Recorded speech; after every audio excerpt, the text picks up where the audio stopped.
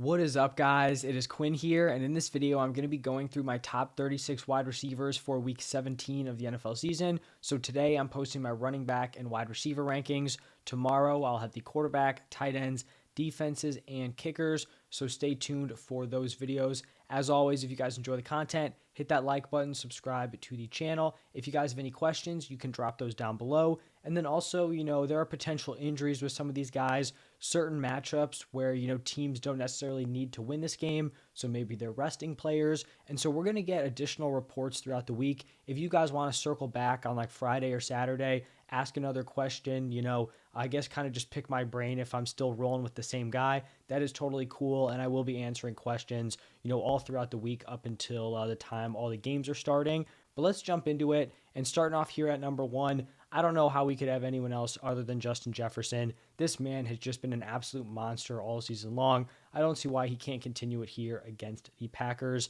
Then at number 2, I have Jamar Chase.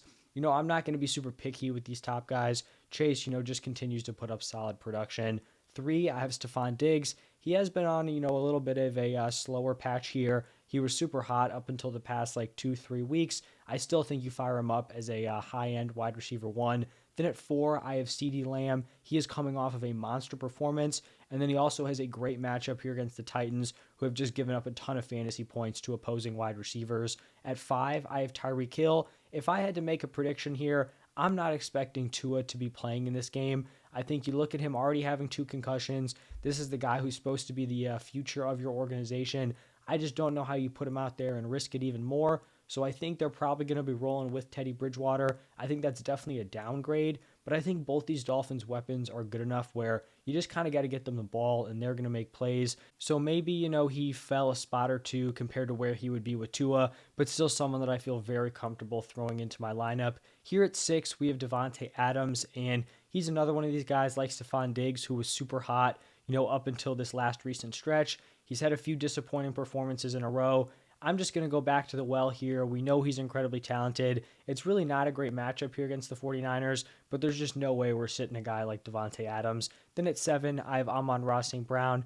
Very consistent production with a fantastic matchup here against the Bears. I would not be shocked if we see one of these huge breakout Amon-Ra games. And then at 8, I have A.J. Brown, just a very consistent wide receiver 1 week in and week out. And then I think he's going to basically fall here regardless of if it's Jalen Hurts or if it's Gardner Minshew. Then at 9, I have T. Higgins coming off of a big day. I guess he's the wide receiver 2 behind Chase. He'd be the wide receiver 1 on most teams, attached to Joe Burrow. I like him as a top 10 guy. At 10, I have Garrett Wilson. Fantastic news here for Garrett Wilson owners. Mike White cleared to go. No more Zach Wilson. When Mike White is the starting quarterback, Garrett Wilson puts up some stud numbers. It's not a great matchup here against the Seahawks. They do have, some strong corners, but Garrett Wilson has proven to be an absolute stud. You have Mike White there. They should have a solid number of passing volume or, just solid passing volume in general. So I really like Garrett Wilson. Then at number 11, I have Chris Godwin. With Tom Brady not really trusting the offensive line,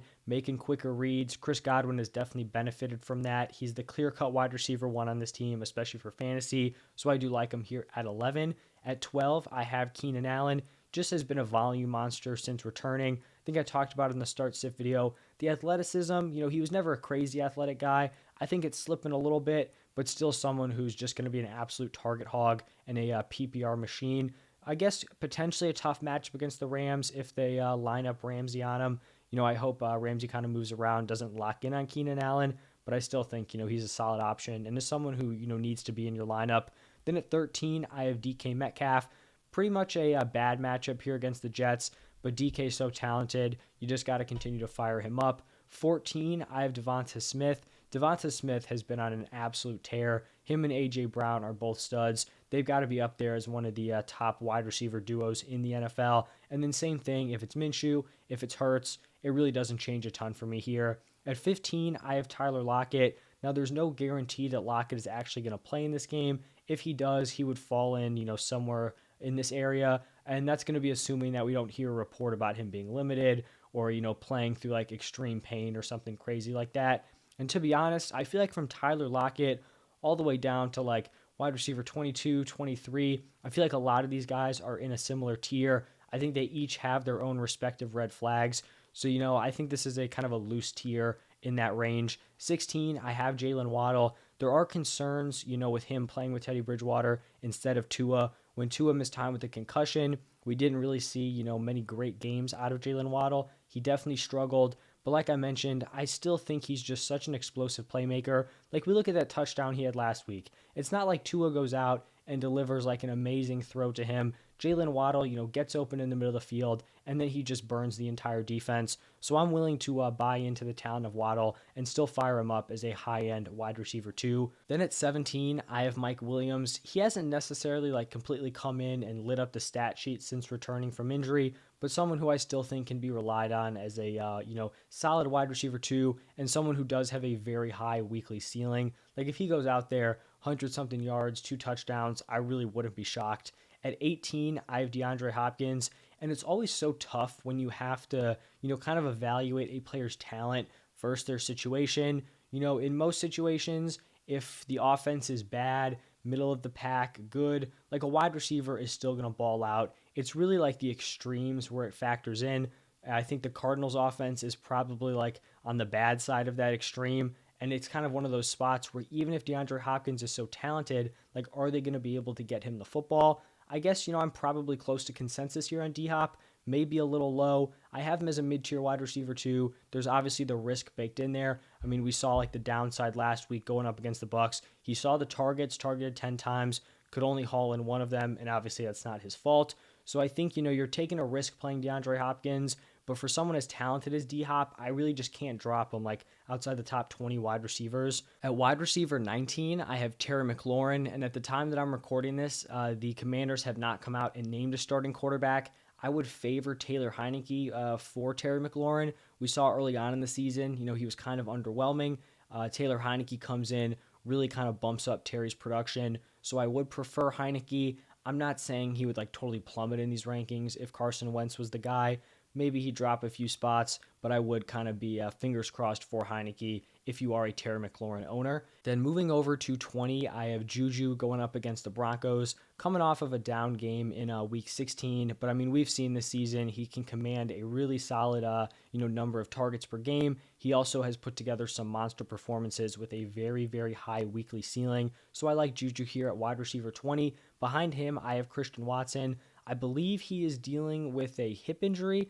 I think that's what he was dealing with in that game against the Dolphins. Whatever it is, he is currently day-to-day. So this is going to be assuming, he's healthy, good to go. He had a really strong start to that Dolphins game, so, pretty unfortunate that he had to leave that one early. This was a really strong matchup for him going up against the Vikings. Vikings have obviously given up a ton of points to opposing fantasy football wide receivers. So hopefully he's healthy. Hopefully he's able to give it a go, and I would not be shocked if he breaks off, one of those huge touchdown plays. Then behind him, I have Jerry Jeudy at 22. Jerry Jeudy has really been on a tear over the past like 3-ish weeks, playing at a very, very high level. It's really tough to trust this Broncos offense, just because they're honestly just so brutal. But I still think Jerry Jeudy has earned the right to be a solid, top 24 wide receiver. At 23, I have Brandon Ayuk. I really like the matchup here going up against the Raiders, not a team that has done a great job at shutting down opposing wide receivers. There are a decent number of mouths to feed here. I wouldn't expect Debo to make his return this week, so I do like Ayuk as the wide receiver 1 for the 49ers. Behind him, I have Christian Kirk. Kind of, been on a little bit of a cold stretch here. He matches up against the Texans. We'll kind of see what happens with how the Jaguars play this. I think I referenced it at the top of the video. This is a spot where the Jaguars don't really need a win. They're kind of just playing for that Week 18 game, and there's a variety of different ways they could play this. They could just rest all their starters. They could keep playing their starters to keep the momentum rolling, or they could be in a spot where, they play them early on and then pull them. That's obviously worst case scenario because we just don't know, how that's going to play out. So some of that risk is kind of baked in here. Now moving over to the back 12, the wide receiver threes, I have Chris Olave here at 25. There's really no guarantee that he's actually going to be able to give it a go, but if he can play, I like him as like a fringe top 24 option. Behind him, I have Amari Cooper. Finally had like his first decent game with Watson at quarterback. Watson really is honestly holding this man back. I mean, I remember with Brissett at quarterback, he was pretty much locked in like mid-tier wide receiver 2 at worst. So it is unfortunate that you get the guy who should be better, and then Cooper struggling, but that's where we're at this point. 27, I have Zay Jones. It's a pretty similar argument with Christian Kirk, just a situation we'll have to monitor, into the weekend. At 28, I have DJ Moore, definitely playing his best football of the season with Sam Darnold at quarterback. I have some concerns with the matchup here. We have seen the Buccaneers do a decent job shutting down some of these other teams' top wide receivers, more specifically Carlton Davis, who has been playing at a pretty high level. I still think you can fire him up as like a high-end wide receiver 3. 29, I have Michael Pittman. I just think he takes a massive hit going from Matt Ryan to Nick Foles or Sam Ehlinger. The splits with Pittman with Matt Ryan compared to him going with some of these other guys. With Matt Ryan, he's been a very solid, like high-end wide receiver too. I think averaging like a little over 15 points per game, maybe a little under, but somewhere in that range. With these other guys, he has just really struggled. He hasn't seen the same amount of volume, so it does kind of drop him into mid-tier wide receiver 3 territory. Then behind him, I have Drake London, who over the past 3 weeks has managed to produce despite just being in a terrible offense.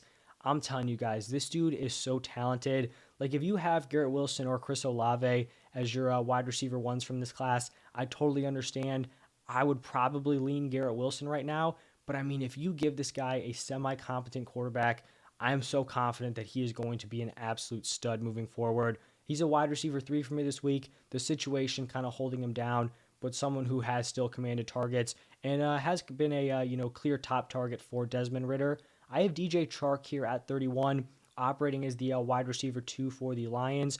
I wouldn't be shocked if they get JMO a little more involved, but I don't know if that directly takes out of Chark's workload. I love the matchup here against the Bears. That's why I have him here at 31. 32, I have Mike Evans. Now, I did list Mike Evans as a sit in my start sit video. I think I'm going to track that back just a little bit. Still pretty low on him. I mean, outside the top 30 wide receivers seems harsh. I do have him over some of the guys that I talked about as a fringe play. I just think the ceiling is always there. It's always possible the Bucs pull it together. And, it would definitely not feel good to sit Mike Evans and then have him ball out. But at this point, like some of these other guys with good matchups like DJ Chark, or even guys in bad situations like London, Moore, they're still outperforming Mike Evans at this point. So I think this is kind of a fair spot for him, just outside the top 30. At 33, I have Deontay Johnson. We know what we're getting out of Deontay. We're getting a lot of volume, and you're pretty much going to have no ceiling, but the weekly floor is decently high, especially in PPR formats. 34, I have Jahan Dotson, who has just been on a very hot stretch over the last 3 weeks. We'll see how that QB situation affects him. I'd probably lean towards favoring Heineke just because we've kind of seen him be the guy over that stretch. But, we'll see how that shakes out. 35, Donovan Peoples-Jones. Just like Amari Cooper, his value has fallen off with Deshaun Watson taking over, when in reality, I thought it would be going the other direction. And then to wrap up the top 36, I have Jacoby Myers going up against the Dolphins. Never really know what to expect out of Jacoby Myers. Started off the season hot, has definitely cooled off as of late, but is coming off a big Week 16 matchup. So that's going to do it for my top 36 wide receivers. If you enjoyed, hit that like button, subscribe to the channel. Like I said at the top, any questions, drop them down below, and then you guys can swing back later on in the week if you want, a different answer, just kind of clarifying. We've had some severe weather games, so maybe that comes into play also. But thank you guys for stopping by, and I will see you in the next one.